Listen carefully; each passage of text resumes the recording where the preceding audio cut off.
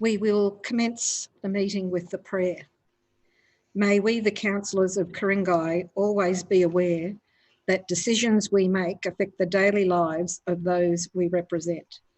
May we make these decisions with knowledge and goodwill, respecting the views of others. And may we show ourselves worthy to follow in the footsteps of those who have protected the special qualities of Ku-ring-gai for over 100 years.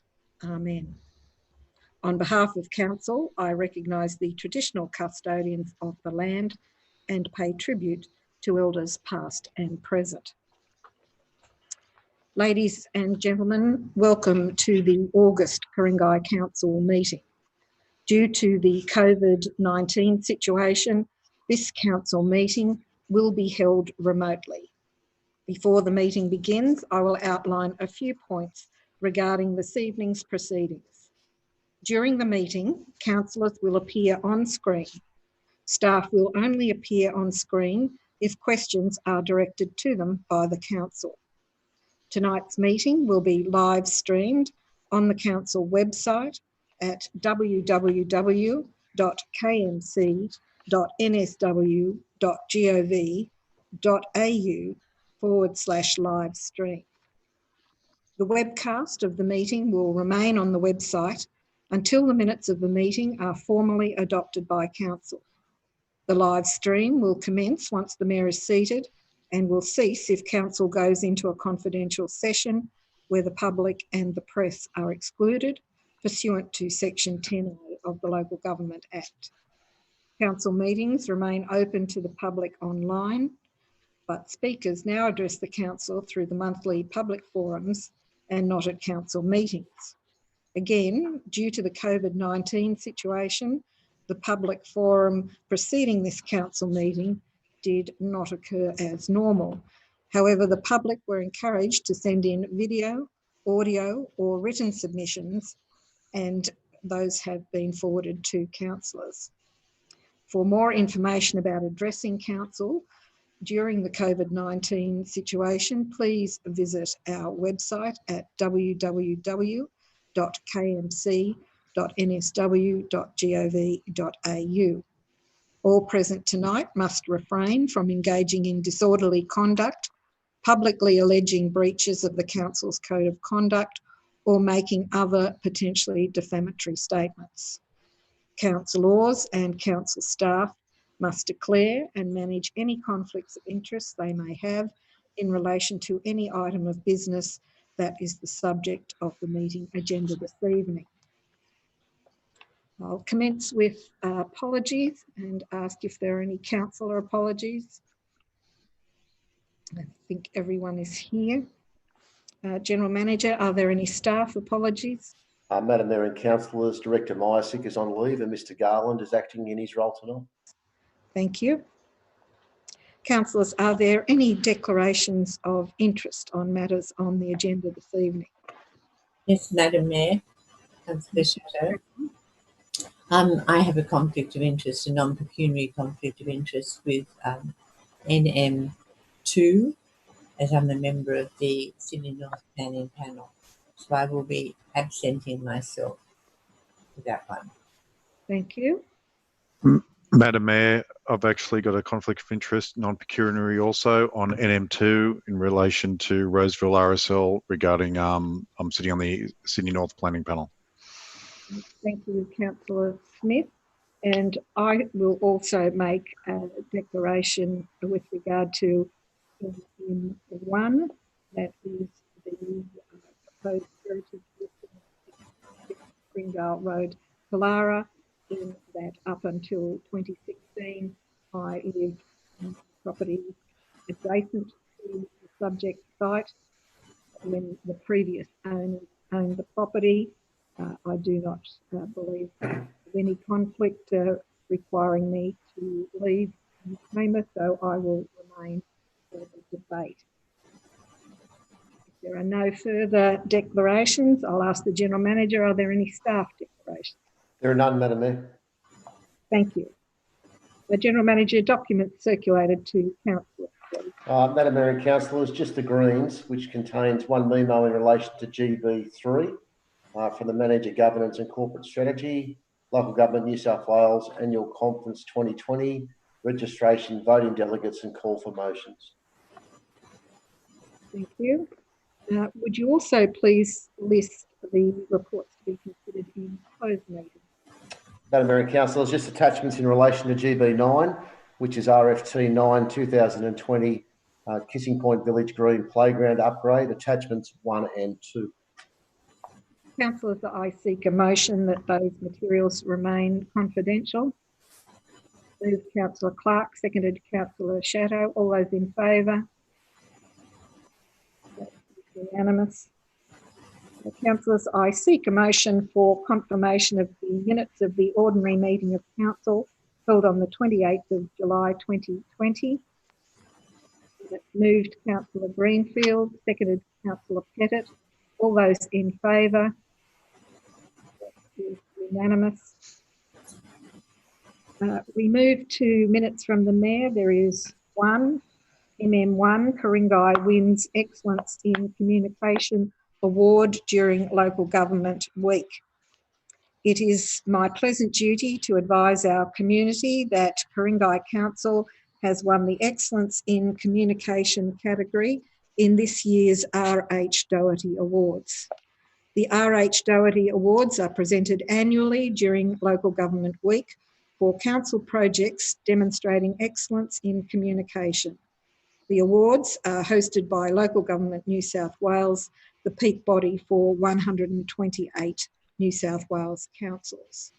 Ku-ring-gai Council won the large council category, 70,000 residents plus, for its 2019-2020 Get Ready Ku-ring-gai campaign, beating 10 other entries from councils including Waverley, Randwick and Northern Beaches. Get Ready Ku-ring-gai aimed to raise awareness of the need for residents to plan ahead for the bushfire season. The campaign used an innovative 3D simulation tool called the Sim Table to show residents how a bushfire could start and spread in their neighbourhood.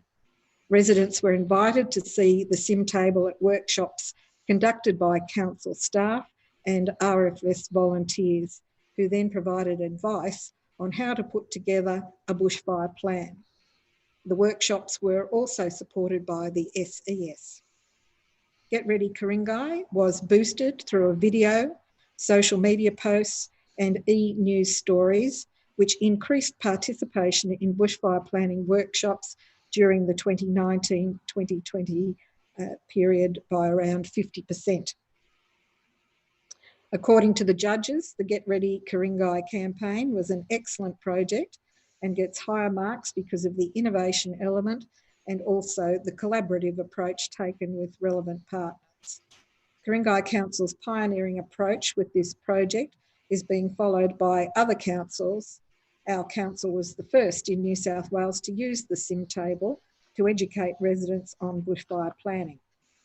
Overall, the Get Ready campaign has been a great example of collaboration between the council's communications and sustainability staff and our external volunteer bodies, the RFS and SES. On behalf of my councillor colleagues, I congratulate all concerned on the success of Get Ready Ku-ring-gai. I move that the mayoral minute be received and noted. B, that the mayor congratulate all staff concerned on the success of Get Ready Ku-ring-gai. And I invite any councillor who wishes to make a comment to do so. Councillor Shadow. Madam Mayor, congratulations. I know you've said congratulations on behalf of us. So I think a personal congratulations. It's wonderful. And how nice to meet the Northern Beaches. So, and no, it's very valuable. We are surrounded by bushland, which we enjoy every day when we drive around Ku-ring-gai. But also there's that ever-present danger of bushfire.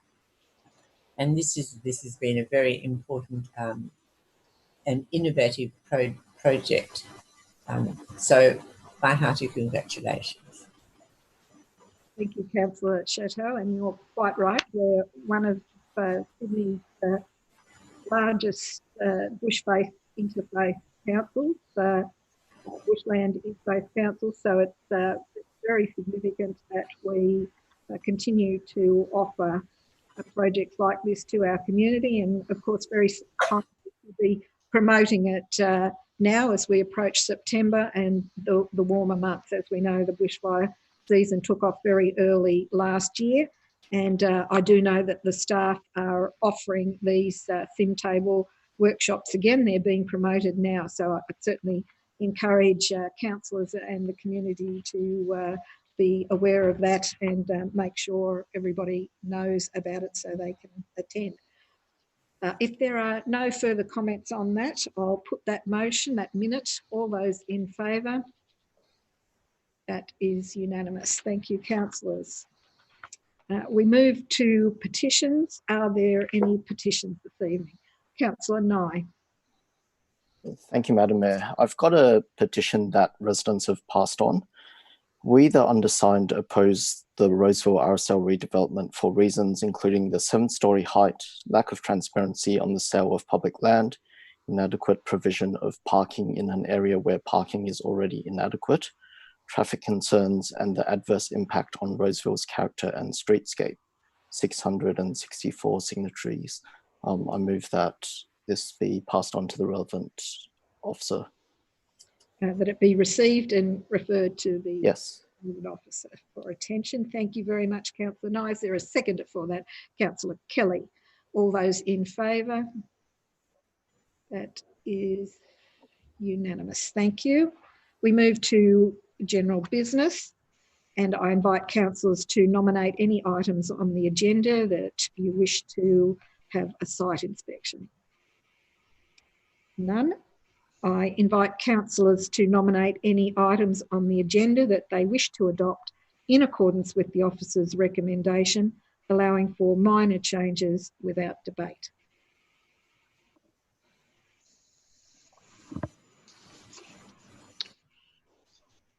I might as well.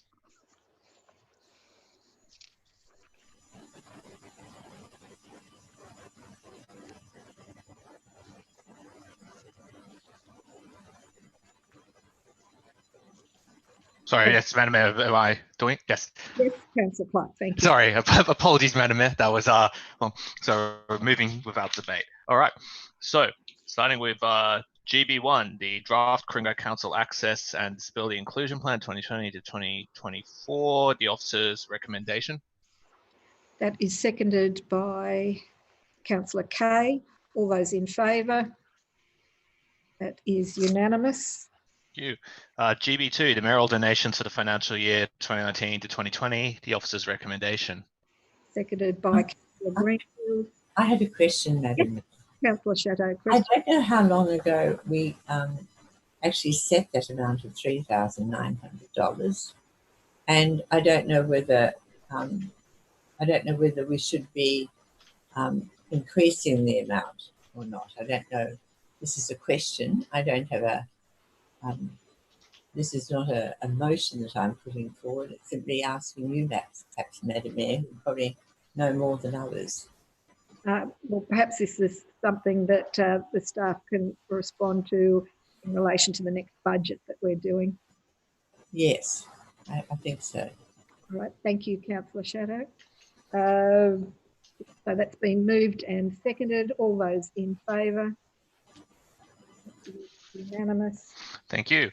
GB3, Local Government New South Wales Annual Conference 2020, registration, voting delegates and call for motions, the officer's recommendation.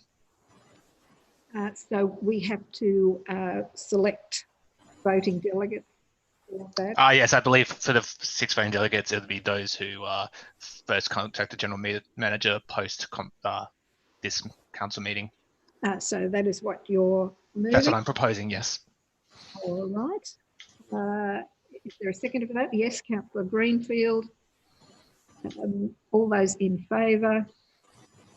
That is unanimous. Thank you. GB4, Delivery Program 2018 to 2021 and Operational Plan 2019 to 2020, June 2020, biannual report, the officer's recommendation. Seconded by Councillor Greenfield. All those in favour? That is unanimous. Thank you. GB5, the investment report as at the 31st of July 2020, the officer's recommendation. Seconded by Councillor Pettit. All those in favour? Unanimous. Thank you. GB6, analysis of land and environment court cost, fourth quarter 2019 to 2020, the officer's recommendation. Seconded by Councillor Pettit. All those in favour?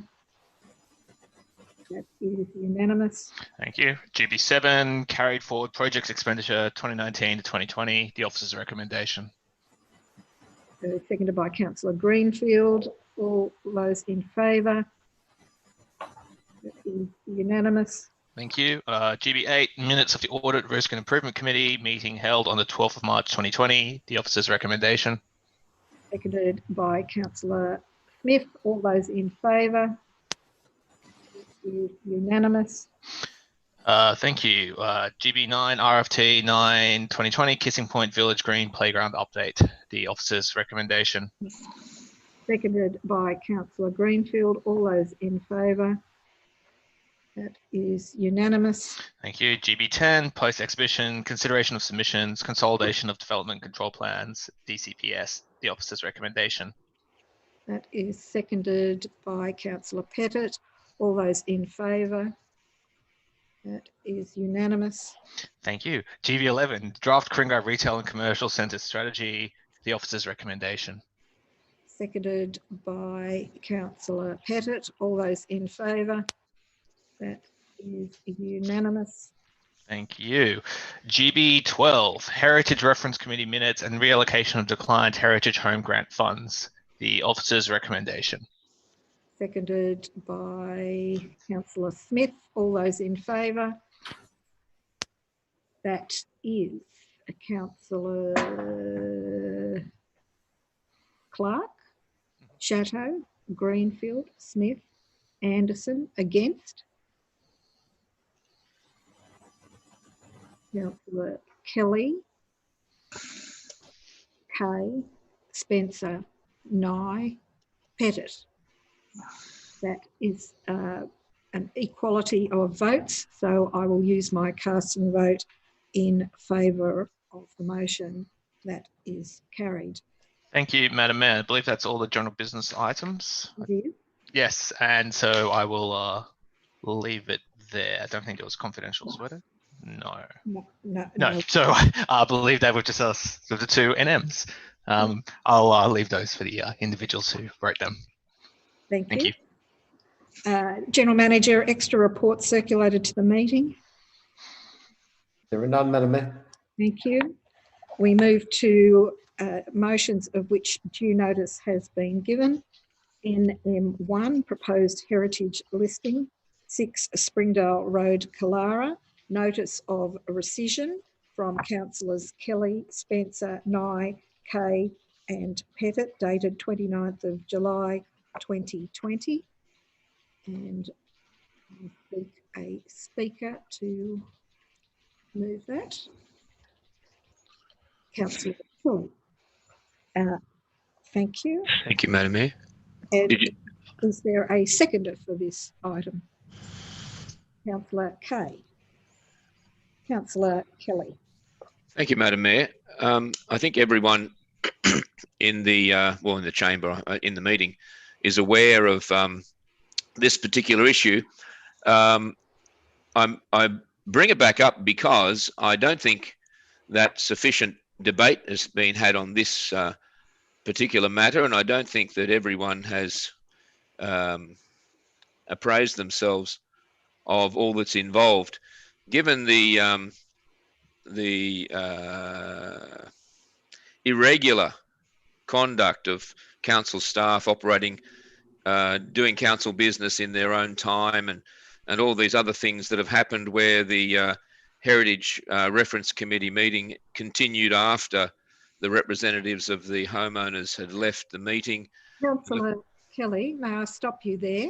Sure. You would have noted that I read at the beginning of the meeting that no one is to allege conduct issues. and infer improper conduct. You just have by stating there's been irregular conduct by staff. So I'd ask you to withdraw that statement, please. I'll withdraw the statement. Sorry, point of order. Yes. The people that Councillor Kelly was referring to are no longer councillor staff, so the rules don't apply. I'll rule against that. And because, sorry, Madam Mayor, because Director Watson clearly stated in the last meeting they are no longer working for council, and therefore the rule do not apply. I do not think that is relevant to the Code of Conduct. Councillor Kelly has withdrawn. Please continue, Councillor Kelly.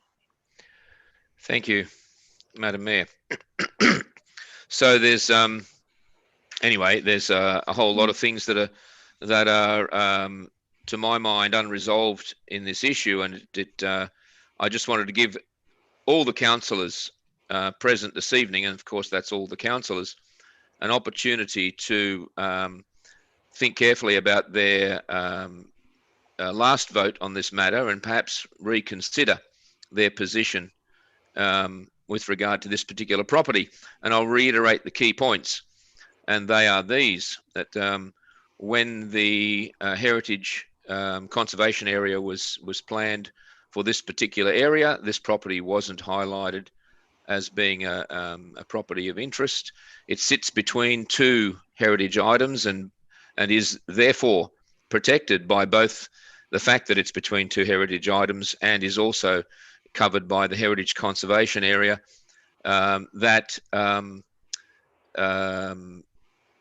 know, it is going to be retained. The residents have never planned or don't plan to, by their own admission, any major changes to the property. They certainly don't want to demolish it. They want to preserve it because it's what appealed to them when they first saw the property and lodged their bid to buy it.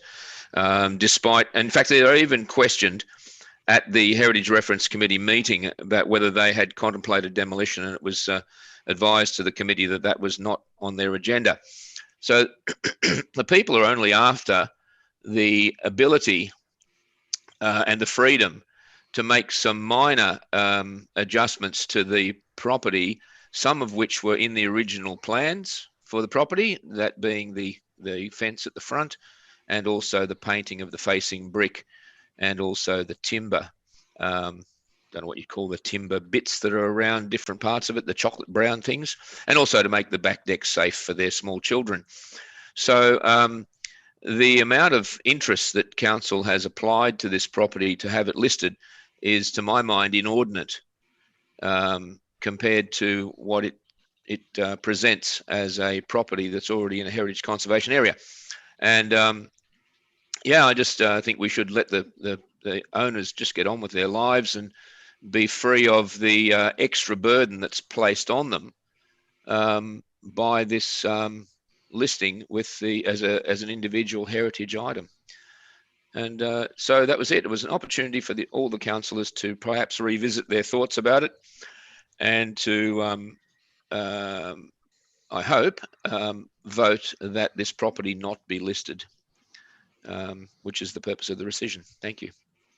Well, I would remind councillors, if they wish to speak on this item, that the purpose of rescission is not to re-debate the matter or the points that were debated when the matter was first voted and resolved upon by council.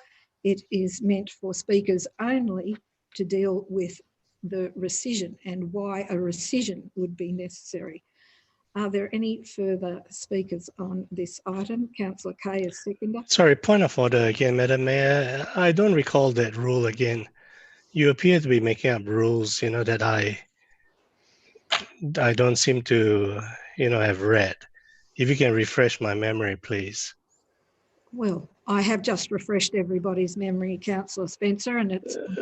yeah, which rule, sorry, which, can you give me a reference, please? General Manager.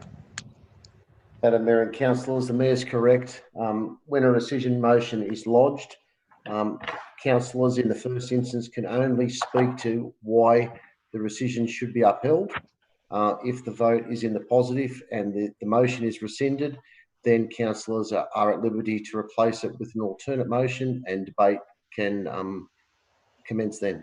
But in the first instance, it's only why the previous resolution should be rescinded. Thank you. Could I trouble the general manager to tell me which clause, please? General Manager. Madam Mayor and councillors, I might ask the Director of Corporate or the Manager of Governance to do that, but it may take a couple of minutes. Thank you. We might just pause then and wait for the staff. Actually, Madam Mayor, I might have a question through to the relevant director. Yes. Madam Mayor, my question is to the director responsible is that in the case that Councillor Kelly was putting that they just want to do some minor adjustments, my understanding is even though it's a potential heritage item and it's in a heritage conservation area, quite often those things can be done. So this is pretty irrelevant on those grounds, I would have thought. Again, I will see if there's a staff member for you to answer that question. Mr. Garland, you're on mute at the moment. Thank you. I can answer that in a short way. Councillor Smith is quite correct. A heritage listing doesn't preclude development applications for works on a heritage item, and there are some exempt provisions that also allow some minor works to be undertaken on a heritage listed property. Thank you, Acting Director. Madam Mayor, excuse me. Councillor Kelly. In this particular instance, I'm led to believe that the residents have made application to do those minor works and they've been denied. I'm not sure that I can vouch for that 100%, but that's what I'm led to believe. So I'm not sure. Mr. Garland's comment may be true in a generic sense, but in this specific case, I think that may not be the case. Director. I don't know the specific circumstances of the particular application, but that's not to say that the merits of the application didn't warrant the support of an application. The heritage listing itself does not preclude an application being lodged or assessed on its merits. No, I understand that, and Councillor Smith's correct. Minor works generally are approved, but I'm led to believe that the manner in which the residents found out about the interim heritage order was when they submitted the DA for the minor works, and they were denied the option to perform those minor works, which is how this whole thing kicked off in the first place. That's my understanding. And I caution to say that I'm not 100% certain of that, but I'm pretty sure it's correct. Yeah. The listing of or the interim listing of a property does preclude certain works as minor works or works being sort of exempt development where you don't need a formal approval. But that's not to say you can't lodge a development application. On the merits of it, it may have been, I don't know the specific circumstances where an application was lodged or an inquiry was made regarding whether they could lodge an application or not. So clarification is probably needed in relation to that question. But when a property is listed or heritage listing, there are certain provisions that apply to heritage items as opposed to those dwellings that are within a conservation area. So there are some slightly different rules, but nonetheless, it doesn't preclude, whatever type of application an applicant would like to lodge. Perhaps a councillor might like to move that we recess for a few minutes until the staff provide the relevant clause for Councillor Spencer. You read my mind, Mayor Anderson. So you're moving that, Councillor? Yes, I was going to state that I feel that we should be... Madam Mayor, could I suggest we move on to NM2 and come back to NM1 when we've resolved NM2? No, I'm sorry, I don't think the rules allow for that. Well, Councillor Clark has the call and has moved for a 5-minute recess. Madam Mayor, Director Marshall appears ready to respond to that question. All right, we'll withdraw that then. Director. Thank you, Madam Mayor. I can't find a direct reference to rescission motions, the debate about rescission motions in the Code of Meeting Practice. However, section 10 of the Code of Meeting Practice deals with the rules of debate, and when debating a motion, the debate is restricted to that particular motion. Relevant to that is debate about amendments, and the code talks about debate only occurring in relation to the amendments and not original motions. So I think these circumstances are similar in that there's a rescission motion, so the debate needs to be restricted to that rescission motion, not some alternative motion that may be moved in the future. This is not an amendment. This is a rescission. It is not an amendment. It's a rescission to the original motion. It's the same. It is the same thing. It's the substantive motion. Councillor Spencer, I will allow Director Marshall to respond further to that. I'm talking to Director Marshall. It is the substantive motion. It is not the amendment. It is the same motion. So they are talking about the substantive motion. The substantive motion is not the rescission motion. We don't have a substantive motion. Which is the motion they are rescinding. You are not rescinding the amended motion. Director Marshall. Madam Mayor, many things that happen in debate in a council meeting aren't specifically written down in the Code of Meeting Practice. It can't happen. It can't cover every possible debate. As such, the chair makes rulings about how debate should proceed, and I think this is probably one of those circumstances. But it's generally accepted meeting practice. Probably you could go back to case law if we could find it, that you deal with the motions in front of you, not some other matter. So I think the issue at the moment is what is the subject matter that you're debating. So there's a motion, a rescission motion in front of us. That's what is the topic of a debate, and that should be what. That's right. That is what they're debating, why it should be rescinded, which is the subject matter. They are not moving outside the four corners of the subject matter, which is this topic area. They are not going outside of it. The mayor's provided a ruling on this. No, she can't rule outside. It's ultra virus. Then if you can do a motion of dissent if you disagree with the mayor's ruling. No. It's not so simple as that. She cannot rule outside. Councillor, and I'm sure David Marshall can clarify that. Yes, you can. There are rules on ruling. You can't rule outside. Councillor Spencer, I would ask you to refrain from speaking. I am ruling again on this matter that we are to speak on why it should be rescinded, not why or why not it should be heritage listed. Why it should be rescinded. Therefore, I believe that's what Councillor Kelly is trying to do. The call, Councillor Spencer. I have ruled on that matter. Councillor Kay is seconder. Do you wish to speak on this matter? I'm going to reserve my right on this matter at the moment. Thank you. Thank you. Are there any further speakers on this item? If not, do you wish to sum up, Councillor Kelly? Yes, Madam Mayor. Basically, the reason for this rescission motion is, as I said before, to give the councillors, I beg your pardon, the opportunity to reconsider their original vote and hopefully support the rescission so that the original motion can be put to bed, I guess, and we can move on with this particular matter and, as I mentioned before, get these people's lives back in order. Thank you. All right, councillors, I am putting forward Councillor Kelly's rescission. Would you please raise your hand if you are voting in favour of a rescission? That is Councillors Kelly, Kay, Spencer, Nye and Pettit. Against, that is Councillors Clark, Chateau, Greenfield, Smith and Anderson. The vote being equal, I use my casting vote against the rescission. It is lost.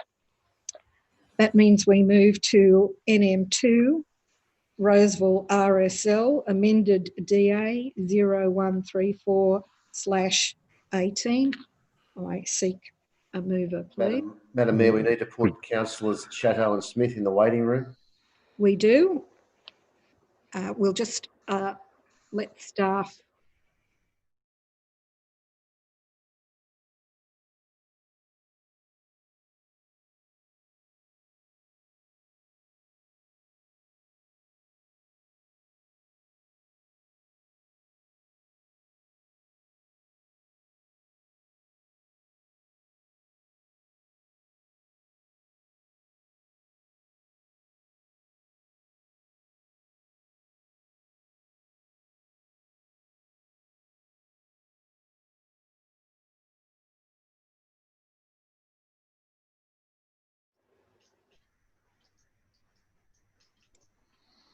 Councillors, is there a mover for NM2 Roseville RSL?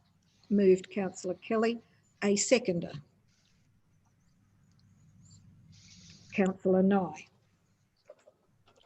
Councillor Kelly. Yes, Madam Mayor, I have an amendment that I've put through to the staff on this, and it's because there was some late legal advice provided to the council, which was provided after I lodged this NM, because of the deadlines we have to honour. And so it renders some of the recommendation irrelevant. So the amendment will cover that off and doesn't change the thrust of the notice of motion, but it does change the recommendation. So I'm not sure if we can do that on a split screen or whether I should just read it. Firstly, I'll just check with the staff. Here we go. Yes, here we go. It's in italics at the bottom. So I'll read the entire notice of motion for the record. Having regard to the wide community interest in this development, which is that of the Roseville RSL, the concerns expressed by local residents, including those most affected by the proposed development in relation to the highly arguable legalistic claims made by the applicant in its clause 4.6 variation requests to overcome floor space ratio and height non-compliance. Number 3, the importance of these requests in the forthcoming hearing by the SNPP and in relation to their effect on the relevant council, LEP and DCP. Number 4, the submissions made by the local residents to council staff, and I draw your mind to the petition lodged by Councillor Nye with 664 signatures, and the independent assessor, Vince Hardy, to obtain independent legal advice to fully scrutinise and test the claims referred to in 2 above. Number 5, the strong belief expressed by at least 10 local residents that the obligations of care and diligence under clause 3.2 of the Code of Conduct require councillors to make reasonable efforts to ensure that major developments like this are not approved without vital controversial legal claims being tested by appropriate independent legal advice, and that's been gained. So I move that council now resolve to make a submission on this matter to the Sydney North Planning Panel in support of the recommendations made by the independent assessor Vince Hardy in his supplementary report dated 10th of August 2020 opposing this development. In that report, Mr. Hardy has rejected the clause 4.6 variation requests and has maintained his opposition to the sale of council land to the applicant. So I'd like that to be received and referred to the appropriate area of council, please. Thank you, Councillor Kelly. You've outlined what you're moving there. It's not an amendment, of course. It's an original motion. It's just not the printed motion. Exactly.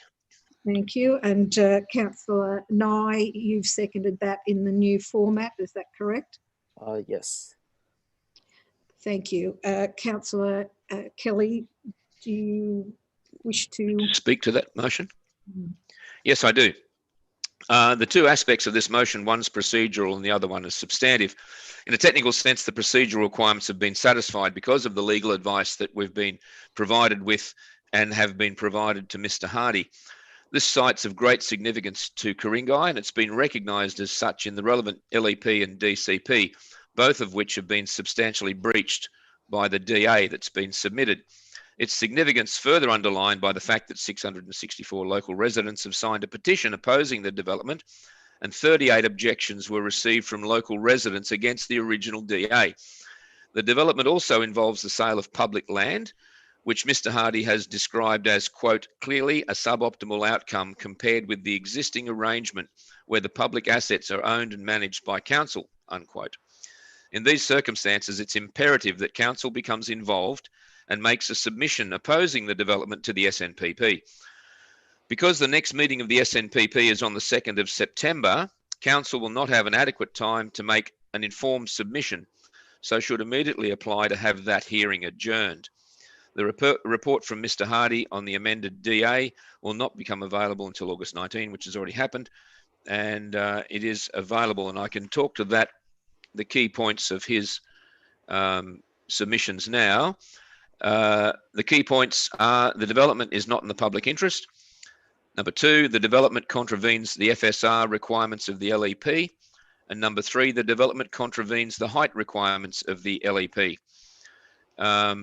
The importance of the strip of public land to the precinct. It's the sole vehicle access to the public car park. It's important as part of the current community infrastructure, including the bitumen road service, curb and guttering and footpath. The council strategic vision seeks to widen Larkin Lane and provide a 6-metre setback and provide footpaths and street tree planting to enhance the planned future character of the area. Therefore, the retention of that strip of public land is essential. The other thing is too, that if the block of apartments goes up above the new RSL, that'll significantly overshadow the small park that's there next to the RSL, and it'll just be a blight on the streetscape, which is large, which is why there's such opposition to it. So in summary, I'd just like to say that council's own assessor has urged us to oppose this DA, and I'd like to think that following this meeting, if we resolve to support this notice of motion, that representation will be made, probably by me, to the General Manager to recommend an adjournment of the SNPP on this matter. Thank you, Madam Mayor. Councillor Nye as seconder. Yes, thank you, Madam Mayor. The timer needs to restart. So my position on this is possibly a bit different to a number of people. I know that the residents have a petition, 664 signatures, opposing the bulk and density and the height and things like that. But my recommendation to residents would be, there was a draft housing strategy put forward to council last month in the July meeting, and we will be voting on it next month. In that draft housing strategy, we will be voting on things which may impact the future of the town centres, including Roseville. And so if we have concerns about what heights and what density should be allowed in various town centres, a very helpful way to respond to that would be to look up the July minutes, the July papers for council, look up this draft housing strategy, which I think was GB3, and respond to the council on your thoughts on that particular matter. But in terms of this particular DA, I do have trust in the Sydney North Planning Panel.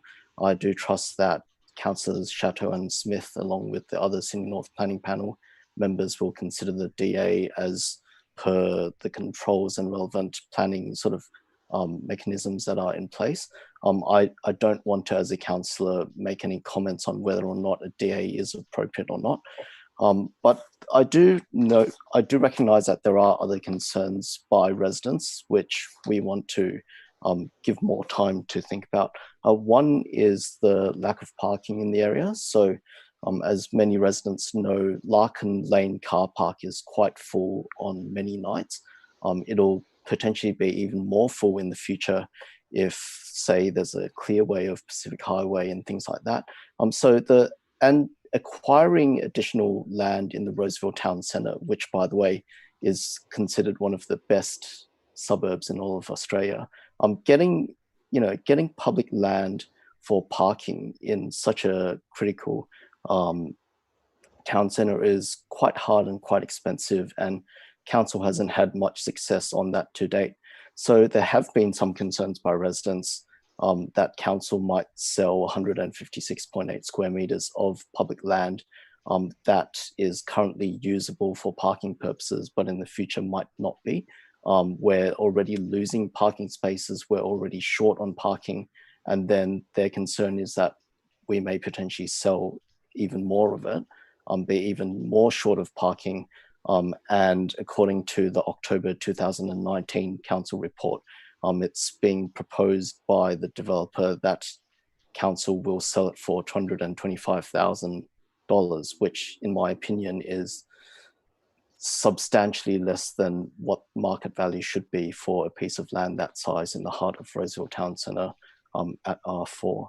So there are some concerns about the sale of public land. There are some concerns about a DA which hinges off the assumption that council will sell public land.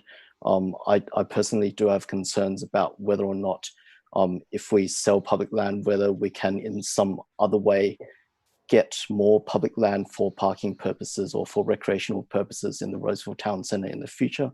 And just one last thing, just back to that sale price of $225,000. Like I get residents, right, who come to me and they say, look, there's this lack of footpath right next to a school. It's muddy, it's steep, it's high frequent traffic. When can you put a footpath there? And I look it up, and apparently there's no footpath there till 2025, and it all goes down to budget and things like that. And personally, as a councillor, I get it. I get that we are limited in funds. I get that we can only provide services as quickly as we can. I mean, I get that there is a methodology behind when we put footpaths and where. But it's very hard for me as a councillor to say, look, we sold this. We haven't made a decision yet on selling the land, by the way, but it'll be very hard for me in the future to say we sold this public land for $225,000, significantly below what market value should be, when there are other things like footpaths, which I say can't be delivered till 2025, which is 2 council terms away. It's just very hard for me as councillor. So I would support Councillor Kelly's motion, and I recommend that to the floor. Thank you. Thank you. Who's the next speaker on that now? Is there a speaker?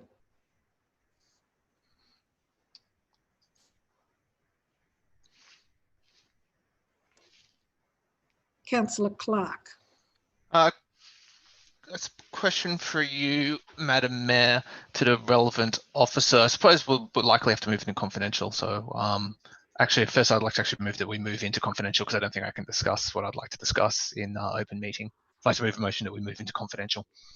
That's moved by Councillor Clark, seconded by Councillor Greenfield. All those in favour?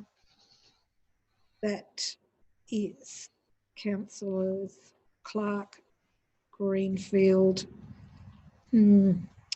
Anderson. Against? Councillors Pettit, Kay, Kelly, Spencer, Nye. That is lost. We will be in confidential. All right. I suppose I'm interested specifically in the legal advice council has been receiving. So a question for you, Madam Mayor, through to the relevant officer, if the relevant officer can discuss in the open meeting the specifics of, as much as they can, of the legal advice council has been receiving to date. General Manager. Madam Mayor and councillors, I suspect not, but I will ask the corporate lawyer, Mr. Garland, to comment. Thank you. Mr. Taylor. Good evening, Mayor and councillors. This development application is also the subject of proceedings in the Land and Environment Court on the basis of deemed refusal, and council has legal representation in those proceedings. On the question of legal advice, legal advice has been received in relation to the issue described in the notice of motion. I don't think it's appropriate for me to canvass the content of that advice in a public meeting, but I can indicate that that Mr. Hardy, the planner responsible for the assessment report to the Sydney North Planning Panel, is privy to that advice. Thank you. Thank you, corporate lawyer. I'll speak briefly against this motion. I just want to first say I think it's incredibly shameful that we have a group of councillors here who won't actually discuss the legal information in closed setting and are choosing, in fact, to go blindly instead. And I think that this is a complete disgrace of council to not go into confidential to discuss. And one of perhaps the lowest points we've had, where we're receiving information but not actually choosing to discuss it. Really, what's the point of going out there and collecting this information if we're not going to be considering it in meetings? We have a group of councillors who refuse to consider that information. So I think that's completely shameful. I think in general, this matter we've dealt with for a while now. I'm very comfortable putting it forward to the SNPP. I think it would be inappropriate for us at this stage to be putting forward a submission against when we currently have councillors who are now going to be going forward and having to make a decision on this matter. So I think that yeah, absolutely we shouldn't be supporting this motion, and I'll probably have some more questions coming up after, but very frustrating when we can't actually discuss the content of the legal advice. And yeah. Unfortunately, there's not much I can say in open meeting. Councillor Spencer. I would like to move a motion to put this matter to a vote, if I may. There hasn't been two speakers for or against. Yeah, I don't need to. I'm just asking to put this to a vote. Well, the answer to that is no then. I have a question for the councillors who have refused. I'm sorry, Madam Mayor, my hand is still up, so I would like to speak against it. I've answered your question. I'll call you in a moment.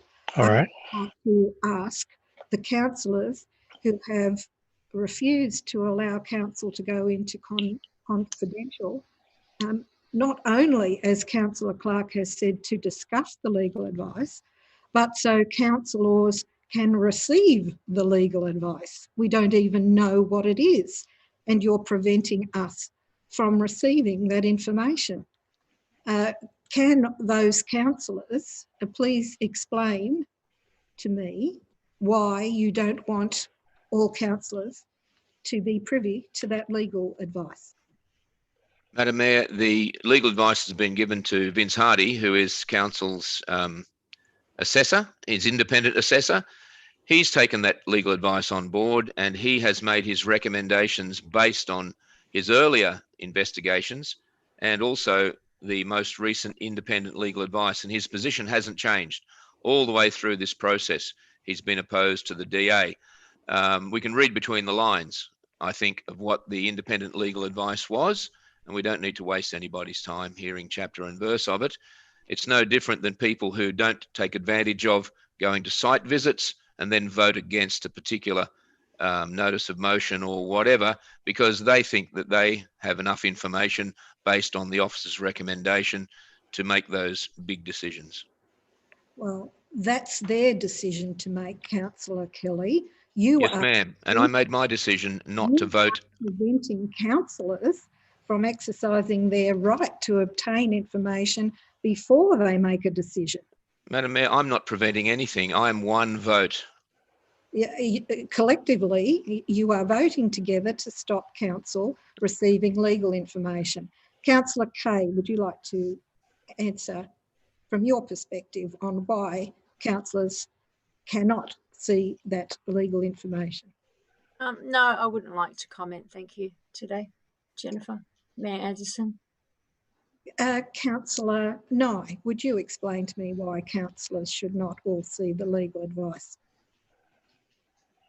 I think it's okay for councillors to receive legal advice, but one tradition which we've had And I note that in this council meeting, we've talked about tradition a lot, but one tradition that we've had is that if there was something important, that it would be brought before us in a scheduled councillor briefing, usually at 6 p.m. before the council meeting or on another day much before the council meeting. As that hasn't happened, then I don't wish to break from this so-called tradition that we've all been following for other parts of this council meeting. I find that very confusing, Councillor Nye. We are in a situation. Ask me. I'm ready to answer you. Pandemic. Well, Councillor Kay can't explain herself. Councillor Nye, I'm very confused by that answer. We have an opportunity during COVID-19 through this webcast meeting to pause the meeting and go into confidential so councillors can receive the information. Councillor Pettit, perhaps you'd like to explain it. I'm happy with what's been presented, Madam Mayor. That's it.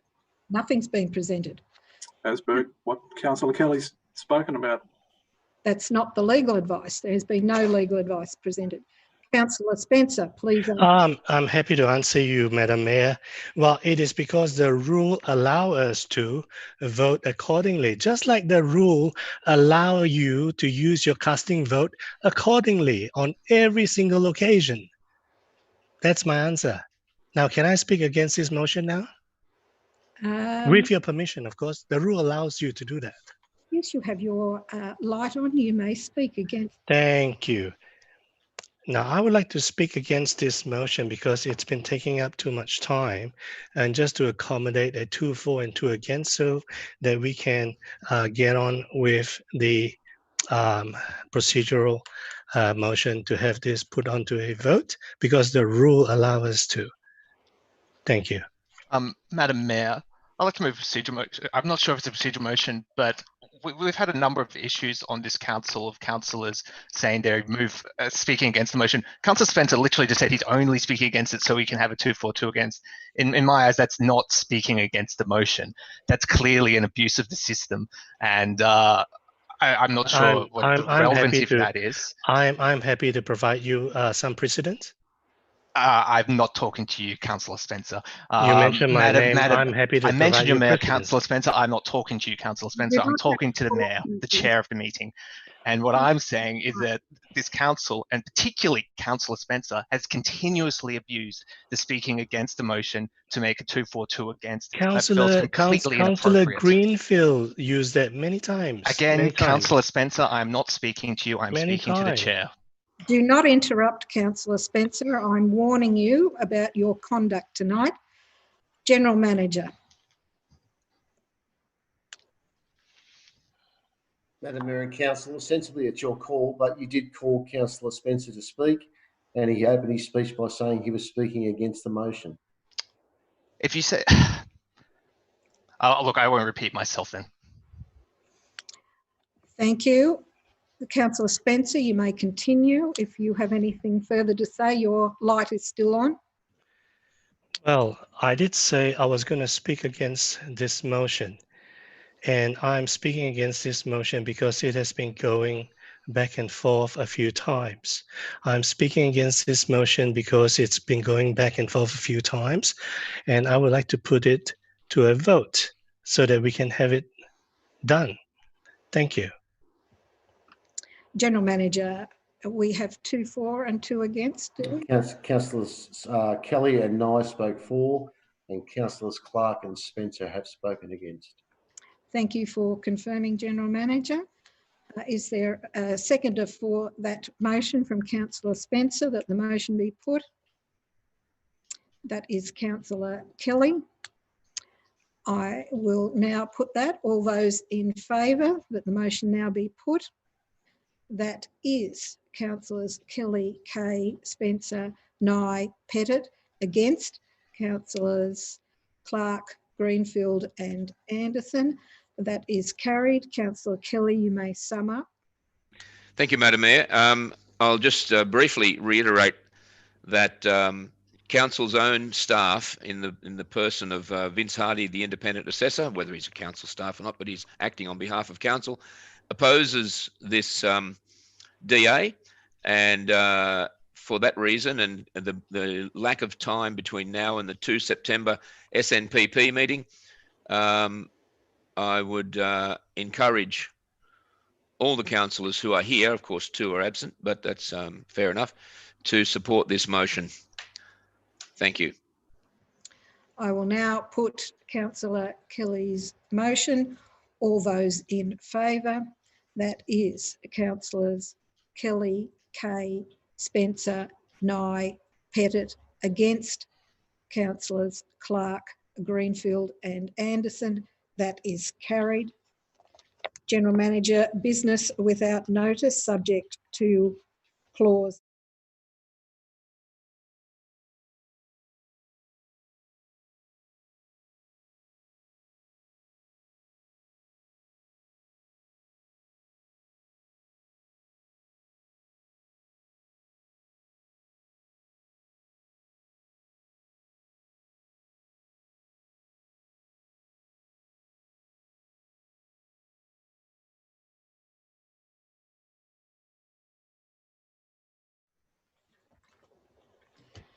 thank you, Councillor Smith and Chateau, for rejoining us. We are now at business without notice, subject to clause 9.3 of the Code of Meeting Practice. There is none. There are no questions with notice. There are no inspections committees. So there being no further business, I declare the meeting closed at 8:02 p.m. Thank you. Thank you, Madam.